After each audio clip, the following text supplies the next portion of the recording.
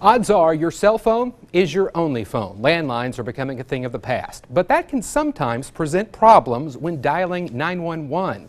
A cell phone can be much more difficult for 911 operators to locate. Tonight, the tragedy in Georgia that came about because of this problem and advice from the 12 News defenders.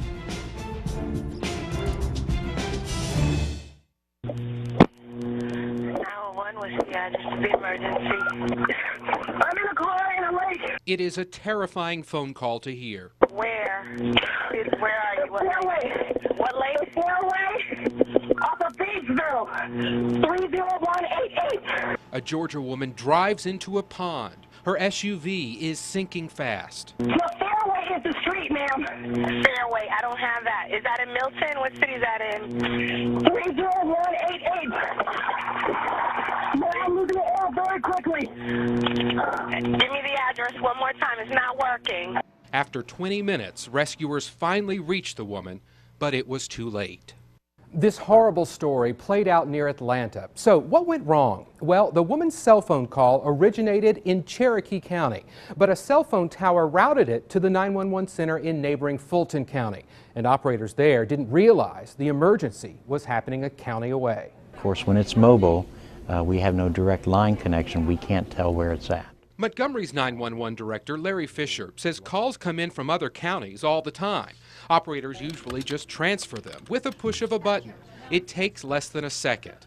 But if for some reason there's confusion, like in Georgia, locating a cell phone can take precious time. When a cell phone calls in, we get a tower position on that phone.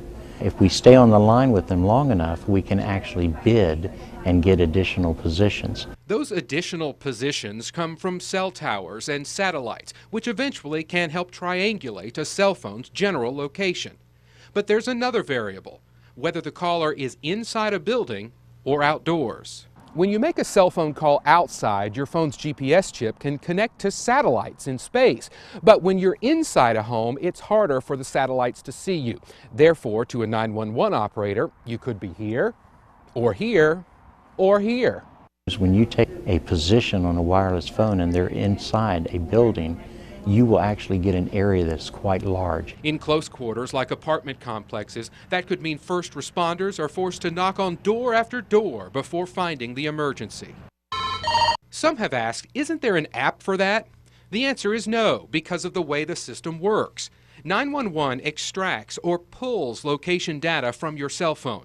Your phone cannot send or push data to 911. Montgomery 911, where's your emergency? Obviously, telling the operator your exact location solves the problem altogether. Hello? But remember, some people, when they call 911, are unable to speak. They've suffered a medical attack, or perhaps a criminal is still in their home. For them, the best advice is to stay on the line. That extra minute may be all the operator needs to pinpoint your location.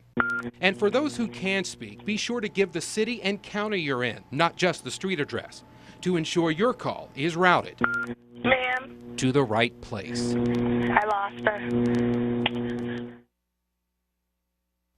We should point out the 911 center in Montgomery has a very good track record and has not had any serious problems determining a caller's location.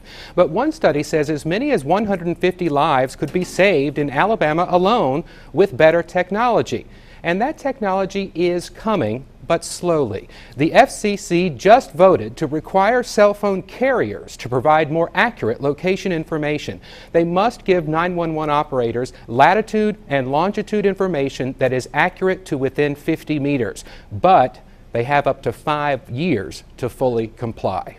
So what can you do right now? Well, sign up for Smart 911. It allows you to create an online profile with information that 911 operators should know if and when you call in an emergency. We have a link at WSFA.com along with statements on this topic from Verizon and AT&T.